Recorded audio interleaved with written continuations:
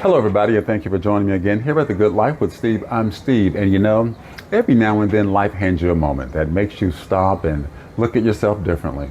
Not in any dramatic way, but just in a way that's honest and that's quiet, and it makes you say, well, what's really going on here? I had one of those moments just a couple of weeks ago, and I want to share it with you.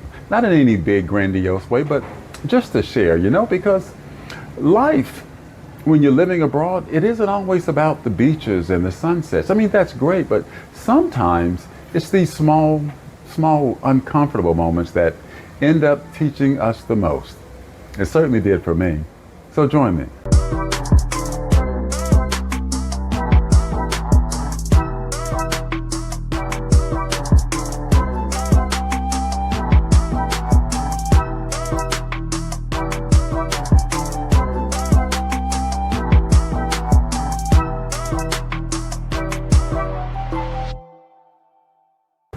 Well, okay, let me tell you what happened. All right. So a few weeks ago, I have to go down to the Edenorte office. It's like the electric company, right? Here in Santiago. And it's where we pay our bills and that kind of stuff. It's just right around the corner. And I just needed to have my service switched from my old place to the new place that I've moved into. Simple enough, right? But the lady there helping me, she felt distant and cold, right? Almost as if I was annoying her just by being there, by being in the room. This is the building, right? But she barely looked at my lease agreement, and I could tell she barely looked at it because the thing she kept asking me for was right there in plain English, well, plain Spanish. But I felt myself getting annoyed, if I'm being honest, and I'm sure it showed on my face. I'm human. We all are, right? And I walked out of the office after going through all of that thinking, man, what was that really all about? Well, fast forward to a couple of weeks ago, I get a call from a guy who's moved into my old place, right? And he's having a problem because he couldn't get the electric service turned on in his name because apparently it's still in my name after all of that. So we talked it through and we decided that what we would do is we would just get together and go down there at the same time, get it handled right. We're men, we'll get it done, right?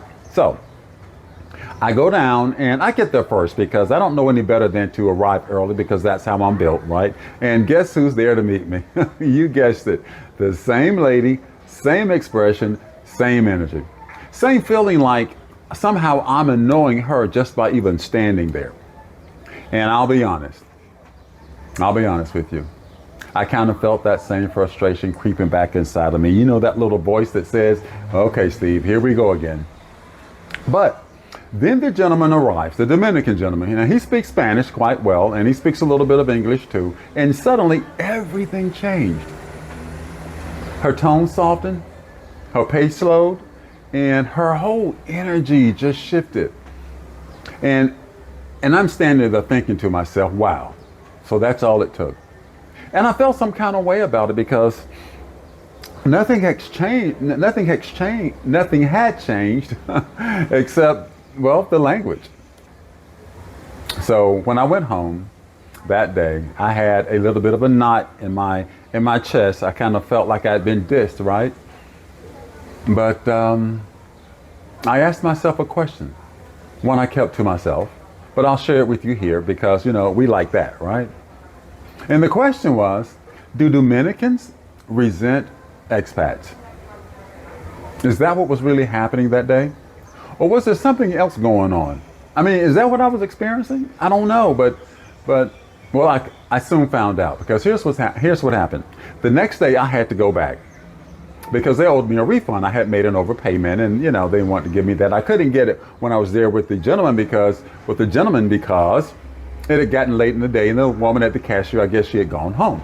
So again, I go and what I decided to do is before I go in, I sit in my car, I whip out my old Google, Translate, and I'm going to type out exactly what it is I want to say in Spanish before I go in there. And I practice with my terrible, broken, horrible, awkward Spanish.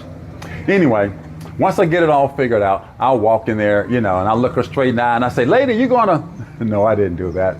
What I did is I looked her straight in the eye and I attempted to speak Spanish as best I could, as awkward and as horrible as I'm sure it was. And you know what happened? Her face lit up. Yeah, she smiled. And she proceeded to help me with everything I needed. Same lady, same office, same situation, but a very different energy. And that's when it hit me. Maybe it wasn't resentment at all. Maybe it wasn't personal. Maybe it wasn't even about me. Maybe it was about connection or the lack thereof. Because living abroad has a way of showing you things about yourself that you didn't even know was there. It puts a mirror in front of us, not to judge us, but to reveal to us things about ourselves, things about myself. In this moment, it revealed something about me that I needed to know. And sometimes without even meaning to, we expats, and I'm guilty of it, just like probably a lot of other people, but we walk into these spaces with a kind of unspoken expectation. Not arrogance, just habit, because we're expecting things to be the way that they were wherever we left. We expect the world to meet us where we are. But I think sometimes we forget to meet the world where it is. And when I tried, even imperfectly, to meet her where she was, everything opened up. It wasn't about me speaking perfect Spanish, which I don't. It wasn't about me being fluent, because I'm not. But it was about the effort, the respect, and the humility to just try. It was about me saying, you know what, I'm trying here. And I'm here with you, and I'm not above any of this, but I'm actually a part of this. And it made me think about the bigger picture. About how many locals here or anywhere you go in the world see expats come in, and we never really try to blend in. We never try to learn the language. We never try to understand the culture, and we never even adapt. And maybe, just maybe, that's what caused that distance. That's what creates that distance. Not resentment, but just distance. A feeling that, you know what, you're here, but you're not really with us. And when somebody feels that way, even subconsciously, it's going to affect how they treat you, how they deal with you. So maybe the question isn't, do Dominicans resent expats? Maybe it's that music playing in the background that's going to interrupt me right now, but I'm going to keep going because this is the Dominican Republic and they just can be a little bit loud sometimes. But anyway, maybe it's about the question of, do expats really want to belong?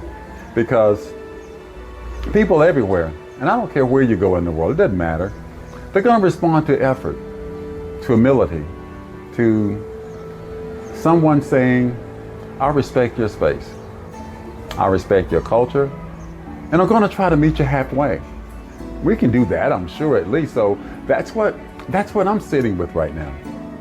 A small moment, but a meaningful one. A reminder that living abroad just isn't about the beautiful things. Although that's important and that's very, very nice, but sometimes it's the small, quiet work that we do, just trying to fit in into a culture that was here long before we washed ashore. And honestly, I think that's a part of what the good life is too. Not just the sunsets, not just the views, the mountains or the ocean, whichever you prefer, but growth, the humility, the willingness to learn, the willingness to keep trying. And so if you are an expat, or if you think you might want to become an expat, maybe that's something you can carry with you. Because sometimes the small efforts, they open the biggest doors. You know, I walked through one of those doors just the other day, and that has led me a little closer to the good life. So thank you for joining me. Until next time, many blessings.